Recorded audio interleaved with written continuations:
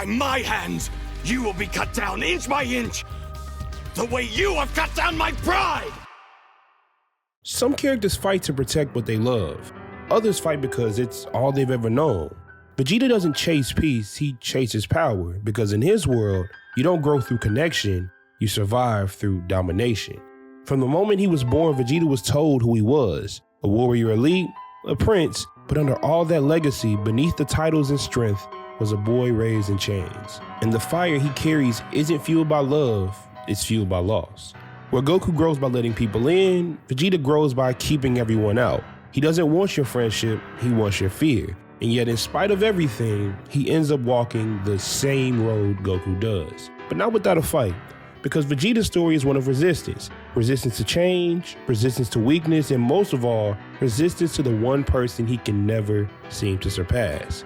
In this part, we're breaking down everything that makes Vegeta, Vegeta.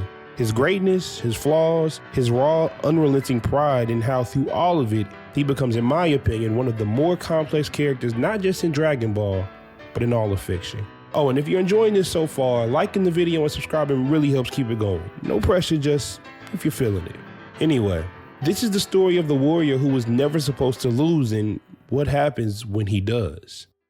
Before he even steps foot on Earth, Vegeta is already a legend, a name spoken with fear, a warrior the Z fighters aren't ready for, not just because of his power, but because of what he represents.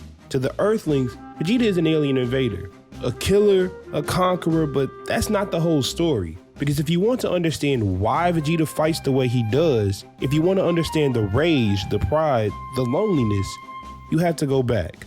Back to a planet that no longer exists. Back to a boy who was told he was a prince, but treated like a weapon. Vegeta wasn't raised in luxury, at least metaphorically he wasn't. He was raised in chains, trained from the moment he could walk, praised only when he conquered, but that itself wasn't the issue. These traits were ones that the Saiyans held dear, but the problem was that in Vegeta's life, all of this had to happen under Frieza.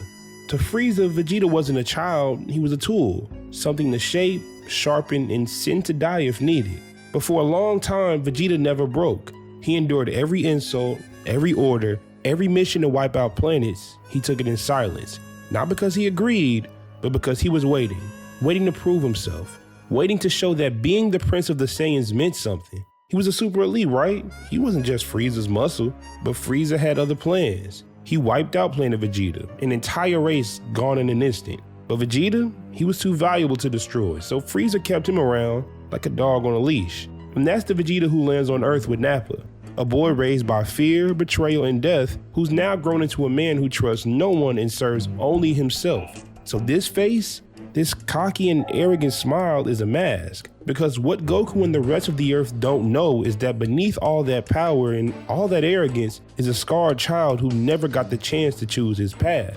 Vegeta didn't come to Earth looking for redemption or to carry out one of Frieza's grand missions. He came looking for dominance, and that dominance will be found through the Dragon Balls. The Dragon Balls were the only way Vegeta could make up for the life he had endured, because when you spent your whole life under someone else's thumb, pride becomes your only armor. But like I said, that's all under the surface.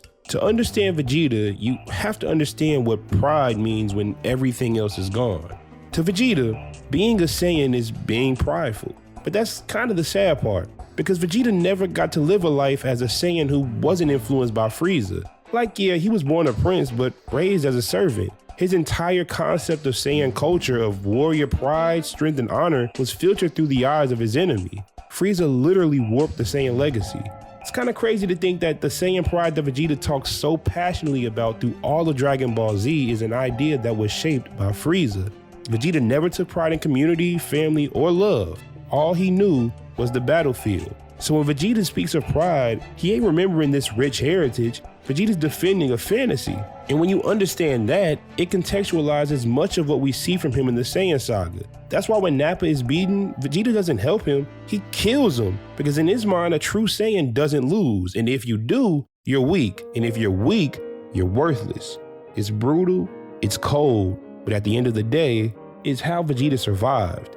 Long story short, Vegeta loses on Earth due to a team effort by Goku, Gohan, Krillin, and Yajirobe, forcing Vegeta to retreat and recover, but boy was he forever changed by this loss. Because in his mind, his pride, his warped sense of being a Saiyan is all he had. And the only way to reclaim it is through domination.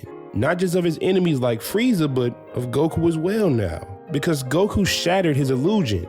Now pride isn't just motivation, it's a wound. And every time Vegeta sees Goku, it starts bleeding again. So let's jump to Namek. Vegeta just suffered the most humiliating defeat of his life. He lost to Goku and his friends and was spared like a child. And in his mind, it wasn't out of fear, but out of pity. So now he has to make a wish. He has to go for immortality because becoming the strongest is paramount now. He thought he needed it to beat Frieza, but his trip to Earth showed him that there are other threats out there to his dominance, so he just starts going crazy. In desperation, we see a new side of Vegeta, the man who just for a moment lets his ego step aside because something deeper than pride started to take root. Fear. And not fear of Frieza because he's always had that, but fear that even now, with all his power, with all the blood he spilled, he alone might never be enough. He developed a plan which was ingenious. He somehow gathered all the Dragon Balls without being caught by Frieza, but had he made just one easy change, Vegeta may have achieved his true goal. Vegeta beats Kui, Dodoria, Zarbon, Jace, and Captain Ginyu all alone. He worked his way up through Frieza's army one by one, all by himself, and then he finally faces off against Frieza, and for a second there, things look interesting. But let's pause and go back to me saying, had he made just one easy change, Vegeta may have achieved his true goal. If Vegeta had just teamed up with Gohan and Krillin, then maybe, just maybe, he could have made his wish for immortality, because his way of getting stronger just wasn't going to work. Meanwhile, Goku is growing stronger faster than ever, and Vegeta doesn't understand how Goku keeps doing it. We as the audience know that Goku grows through kindness, trust, and connection, which are the very things Vegeta's pride won't let him accept. And now, that pride isn't fuel anymore, it's a shackle. And it's one that weighs him down for the last time in his life during his fight with Frieza. Vegeta puts everything he has into one final stand against him, and he probably knew that it wasn't enough, but he fights anyway. Because in his mind, this is the moment where the universe finally sees the Saiyan Prince in his true glory. But instead, he's broken, literally and metaphorically, which leads to the moment that no one expected. The proudest warrior in the galaxy cries. He begs Goku not for help, but for understanding. He tells him the truth about their race, about Frieza, about the pain he's carried since childhood, and in those final moments with blood in his mouth and tears in his eyes, Vegeta doesn't speak like a killer, he speaks like a broken child.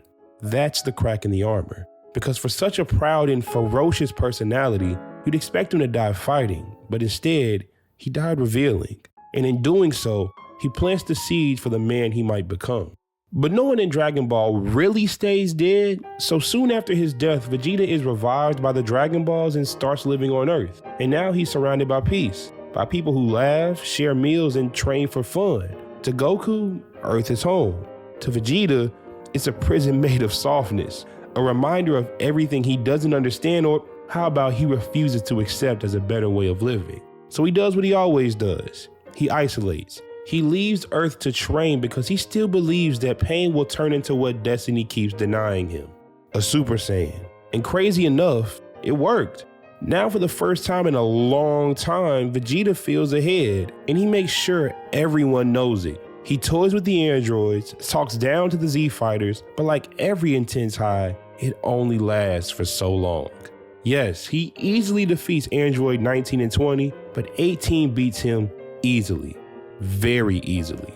And once again, Vegeta is left with nothing but his pride. But Vegeta's not a dummy. I think during this saga is when he realized he had to change to some degree, so he stopped killing for fun altogether. He wasn't pushing people away as hard, and even accept help from Goku with the hyperbolic time chamber. And in the hyperbolic time chamber, the mask slips a little.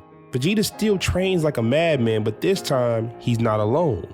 And in those quiet moments with Trunks, moments he'd never admit mattered, he starts becoming something he never intended to be, a caring father. Still strict and cold, but present. It wasn't super obvious as it was happening, but when Cell kills Trunks, it proves that those moments did change Vegeta. He snaps. It's not about his pride anymore, it's pure rage and grief. And it was the first time that Vegeta's fists were powered by his care for someone else. And then there's the Buu Saga. The Buu Saga is where Vegeta's entire arc, everything we've built up from his pride, his past, his rivalries, and his relationships, they collide. It's the moment where Vegeta doesn't just face an enemy, he finally faces what— wait, hold on. This next section is for the next video in this series. I almost got ahead of myself. But don't worry, the next section is coming soon. With that being said, I want to thank y'all for getting to the end of the video. Like and subscribe if you enjoyed this video and for more videos like this. This is Matt, and thanks for watching. Y'all have a good one.